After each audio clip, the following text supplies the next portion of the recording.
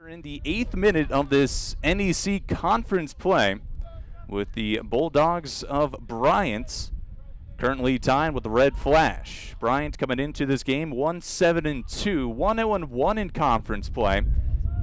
And the Red Flash currently winless in Northeast Conference play, 0-2. And on this season, their overall record 7-6. Tough start for the Red Flash, but right now we have Christian Kirchhoff in the box, cutting to his left-footed shot coming and just wide of the nets. So then we see Christian Kirchhoff, freshman, making another start, second game in a row he's made a start here at home. And there are a couple new faces in the lineup for this afternoon's match. Also joining him, Leonardo Ribeiro and Renan Fuentes. Those are the three, plus Kyle Morschbacher, who normally comes off the bench up front for Mario Mastrangelo. Mastrangelo a bit nicked up after last game on Friday. So Morschbacher gets the start, along with Ribeiro and Fuentes. Those are the three new faces to the lineup. The rest of the lineup just the same. On the back line, it's Otting, Fox, Ganime, and on the back and on the far side, Colin Wurst. Those are the same four that started the last contest against Fairleigh Dickinson.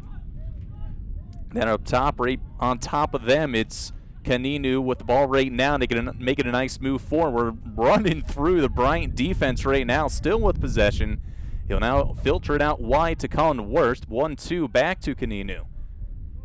So Kaninu and Rosa on top of that back line, playing that distributor role, that defensive midfielder role, where they take the ball from the back line for the Red Flash, push it forward, and right there you saw how it works to perfection. Kaninu working through that Bryant defense, through the midfield, and a nice 1-2 with the back in Colin Wurst that earns them a corner. And the first corner kick coming with Kirchhoff to take this one. Native of Denmark, right-footed in-swinger right now.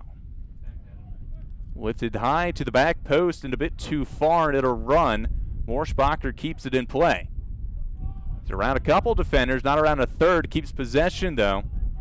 As the Red Flash send it backwards, Otting looking for an early cross, now sends it towards the top of the 18. And they can't quite keep possession coming forward. They're tripped up by his own player. Wurst now having to battle in an unfamiliar position. He's usually the left back on the far side, but here he was all the way on the near side on his attacking half of the field. The Red Flash trying to calm things down. They like to play out of their back line, and that's something countered by this midfield for the Bryant Bulldogs. Like I mentioned, 1-7-2.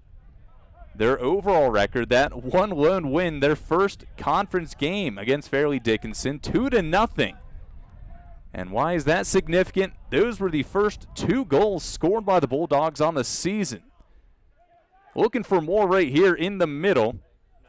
And Jason Norat sending it out wide. Nice cut back there. Left foot across, blocked out though by Wurst. Sends it back towards the middle. That's George Gill. Gill sends it towards the net, and that one is just over the top of the crossbar. Rojas, the keeper, watching that the whole way. Was taking inside Vega. Vega with a cross into the box. Can't fall perfectly for a foot or the Red Flash. Still on, and the shot goes well wide of the net.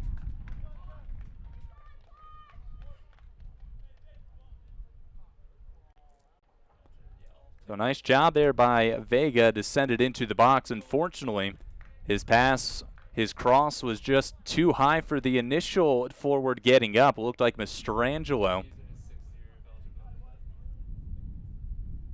And then it couldn't fall on the back end for a volley or a half volley from the other forwards there in Kiernan. Always first to it, Galen Fox from his back line position.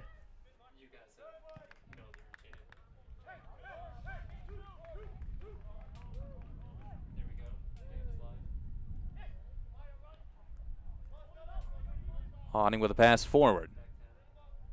Strango can't get to it. And the Bulldogs will clear it forward. Once again, Kalen Fox getting ahead to it. That's what you got to be doing when you're that tall, 6'2", 6'3", in that back middle. Nice little sombrero there from Rosa. Nice fancy footwork. And a tough pass there for Ganime. Went in between the two intended targets. Vega a little deception with his speed. Nutmegs the referee, stops on a dime and finds Rosa.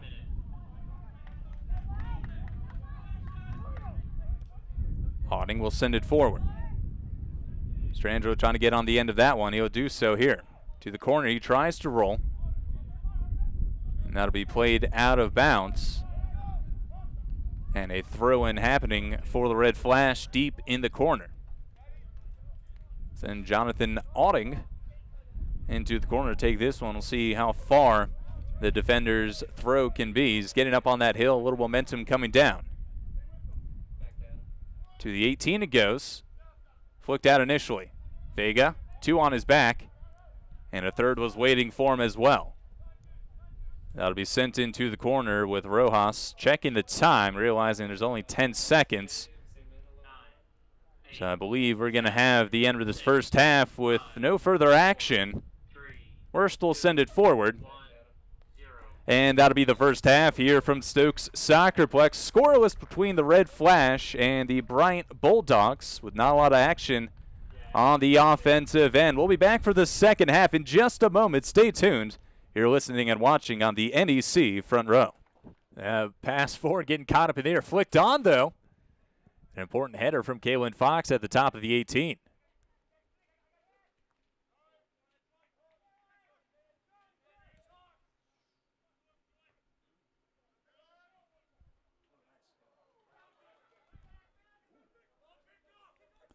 A lot of space in the middle.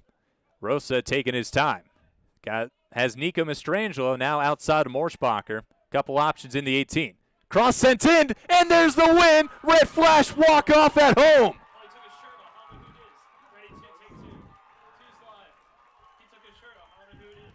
Dog pile just outside the 18, and the Red Flash getting an important 3 points here in double overtime. And Andres Vega will get credit with the goal.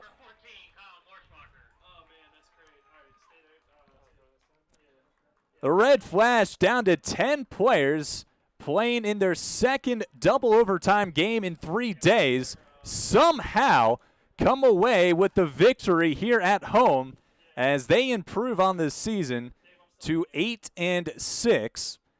1-2 in conference play. That'll be a good momentum boost heading forward.